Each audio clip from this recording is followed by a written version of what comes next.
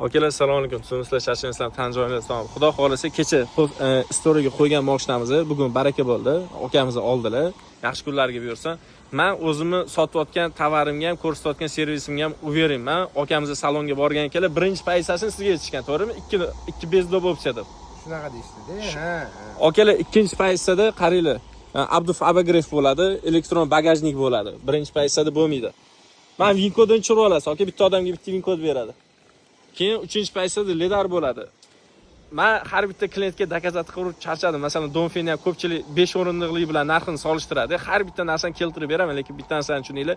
Sizlar u salonga borib, gromkaga qo'yib, men bilan gaplashsanglar, ki men keltirib bersam, o'zimga bitta dushman ko'paytiraman. O'shaning uchun ishongan joylar bilan hamkorlik qilinglar. Hamkorlik qildinglar, samimiy qilmanglar. Xudo xolisi bu elektromobilni akamizni bugun olib chiqib ketadilar, agar bugun to'lov qilib bersalar.